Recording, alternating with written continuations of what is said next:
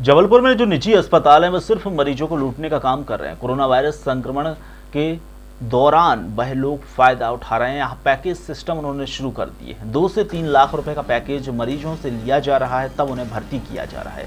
मरीजों के परिजन कितने गरीब हैं, इस बात से अस्पताल प्रबंधन को कोई परवाह नहीं है, कोई फर्क नहीं पड़ता। कोविड-19 मरीज अस्पताल आता है तो इसी तरीके के पैकेज उसके सामने रख दिए जाते हैं। विजयनगर के लामती में रहने वाले अशोक केशरवानी को 9 दिन पहले राइट टाउन स्थित मुखर्जी अस्पताल में भर्ती किया गया था। वो कोरोना वायरस संक्रमण के शिकार थे।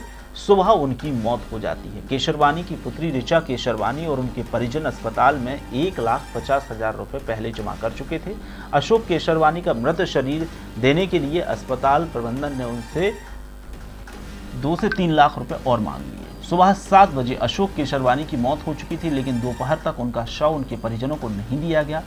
परिजनों ने इसकी जानकारी अफसरों को भी फोन के माध्यम से दी है, तो उन्होंने फोन नहीं उठाया। सांसद राकेश सिंह के यहाँ भी वह लोग गए, लेकिन सांसद जी से भी उन्हें कोई मदद नहीं मिली। इन लोगों ने भारतीय राष्ट्रीय छात्र संगठन के सचिन रजक को फोन लगाया। सूचना मिलते ही सचिन रजक और NSUI की टीम अस्पताल पहुंची। अस्पताल प्रबंधन ने NSUI से बातचीत की। जब उन्होंने धरना प्रदर्शन की धमकी दी तो डर कर अस्पताल प्रबंधन ने अशोक केशरवानी का शव दे दिया। अस्पताल प्रबंधन से जब मीडिया के कर्मियों ने बात की तो अस्पताल प्रबंधन बेशर्मी से पैसे वसूलने की बात पर अड़ा रहा। जिला कलेक्टर को चाहिए कि तत्काल मुखर्जी अस्पताल को बंद कर दिया जाए। क्या हुआ?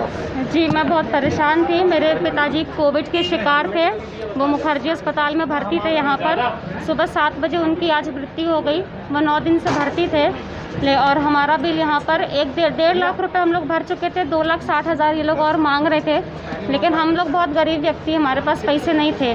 तो हमने बहुत यहाँ वहाँ हाथ पैर जोड़े, कलेक्टर गए, कोई मिला नहीं कलेक्ट्रेट में। फिर हम लोग सांसद राकेश जी के यहाँ भी गए थे, वहाँ भी कोई मदद नहीं मिली।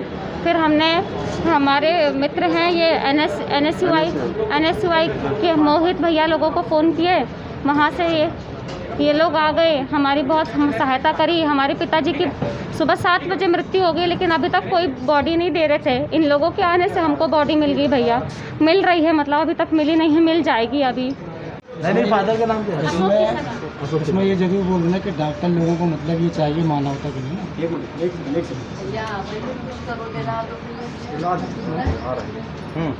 आज दोपहर को जब हमारे संगठन के NSUI के सचिन रजक जी के पास कॉल आया, यहाँ केशरवानी परिवार जो 7-8 दिनों से भर्ती थे और जिनकी आज सुबह 7 बजे मृत्यु हो गई कोरोना के चलते, यहाँ 3 लाख के ऊपर का बिल बना था और बाहर से दवाएं आ रही थी जो इंजेक्शन है, 4.5 लाख का बिल बना था। परंतु इन्होंने 7 बजे से बॉडी को रोक के रखी थी और बॉडी देने को मना कर दिए थे।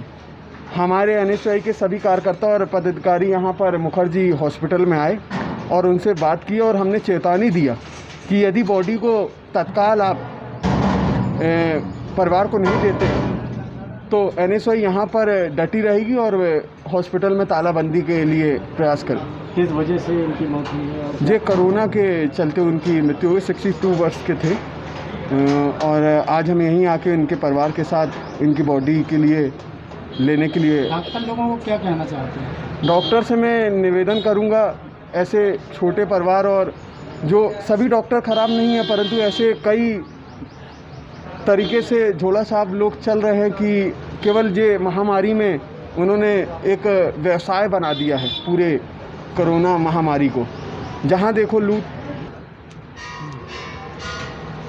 आज संस्कारदानी बहुत शर्मिंदा है कि हमारे संस्कारदानी में एक ऐसे भी हॉस्पिटल हैं, 2-4 ऐसे हॉस्पिटल भी आ चुके हैं जो 7 बजे की डेड बॉडी आज 3 बजे तक नहीं दिया गया। आज NSUI के पास कॉल आया केशरवानी परिवार के लोगों का कि उनकी 7 बजे की पापा एक्सपायर हुए उनके, और अभी 3 बजे तक उनकी बॉडी नहीं दी गई। जो 1.5 लाख पहले भी जमा था, 2.5 लाख रुपए की और डिमांड की जा रही थी। जब हॉस्पिटल से बात करी तो वो ऐसे सौदा कर रहे थे कि 2 लाख दे दो, फिर 1.5 लाख दे दो, फिर 1 लाख दे दो। जब हम लोग ने आए तो वो उन पर निवेदन किए तो अभी तो डेड बॉडी देने को तैयार हो चुके हैं। पर मैं डॉक्टरों से यही सलाह करूँगा और उनसे हाथ जोड़ के निवेदन करूंगा कि कुछ गरीब परिवार हैं जिसकी मृत्यु हो जा रही है, तो उनसे कम लूट मटूर ना करें। जहां एक तरफ कलेक्टर साहब बोलते हैं कि एक कॉल करें, एसडीएम साहब बोलते हैं कि एक कॉल करें कि हम उनकी मदद के लिए तैयार हैं। मैंने सारे एसडीएमओ को फ़ोन लगाया, कोई भी फ़ोन उठाने को तैयार नहीं है। कलेक्टर महोदय को फ़ोन लगाया, कोई भी फ़ोन उठाने को तैयार नहीं है। और एनएसआई हर कोरोना पीड़ित के साथ खड़ी है, और ज़रूरत पड़ेगी तो रात में भी खड़ी है, दिन में भी खड़ी है, और तन मन धन जहाँ ज़रूरत पड़ेगी तो हम लोग साथ में। सचिन रजक, एनएसआई। ये पेशेंट आया था 11 तारीख की रात को 1:30 बजे हमारे पास, इमरजेंसी ट्रीटमेंट किया था। इन्होंने हमको बोला था कि हमारा पेशेंट सीरियस है तो वेंटिलेटर की व्यवस्था करें। करीब 1.5 घंटे की मदद एक वेंटिलेटर का अरेंजमेंट कराया था इनके लिए हमने, और पेशेंट को भर्ती कराया। डेली डॉक्टर अखिलेश पटेल और डॉक्टर पटेल मरीज के माध्यम बता रहे थे इनकी बेटी को और उनके बालक को कि मरीज़ की हालत बहुत गंभीर है, वेंटिलेटर लगा हुआ है, ज़्यादा चांसेस नहीं है। लेकिन मरीज़ के परिजन बोले थे कि आप पैसे का अरेंजमेंट की चिंता मत करिए, हम पैसे पूरे देंगे, आप बस इलाज करिए। तो जो इलाज करा, जो बिल बनाया, उसमें भी सरकारी गाइडलाइन के अनुसार बिल बन रहा है हमारा, जो सरकार ने निर्देश दिया उसी के अनुसार बिल बन रहा है। इन्होंने बोला कुछ कम कर दिए, तो हमारे डायरेक्टर ने 40% बिल कम कर दिया। अब वो भी पेमेंट नहीं करना है, बोल रहे हैं कि बॉडी रोक के रखे हुए हैं। मुख्य संस्था को फ़ोन कर दिया था 2 घंटे पहले, लेकिन उनकी कुछ प्रॉब्लम है तो लेट आ रहे हैं। हमारी तरफ से पूरी तैयारी थी भाई, 40% बिल कम कर दिया है ना। एक प्राइवेट हॉस्पिटल जितना कम कर, कोविड पॉजिटिव थे। आज क्या हुआ सर? आज सुबह इनकी मृत्यु हो गई। जैसा कि उनका आरोप है कि जैसा कि उन्होंने कहा, उनकी बच्ची ने कहा कि शायद कुछ पैसों के ही लेन देन को लेकर बॉडी नहीं दी जा रही थी। पैसों के लेन देन के लेकर बॉडी नहीं, बिल जो बना है उन्होंने बोला डिस्काउंट कर दीजिए। पहले उन्होंने बोला कि आप कोई भी चिंता ना करें, हम पूरे पैसे देंगे, और इलाज चल रहा है। लेकिन अब 40% डिस्काउंट कर दिया है। जो भी सरकार की गाइडलाइन है उसका बिल बन रहा है, उस पर भी 40% डिस्काउंट कर चुके हैं। अब कुछ जो आधा बिल कर दिया, अब आधे कुछ तो पेमेंट कर दे, है ना। पैसे के लिए कोई मारवाई नहीं है भाई, डिस्काउंट ही बोला, बिल्कुल डिस्काउंट करा है, 40% डिस्काउंट कर दिया था।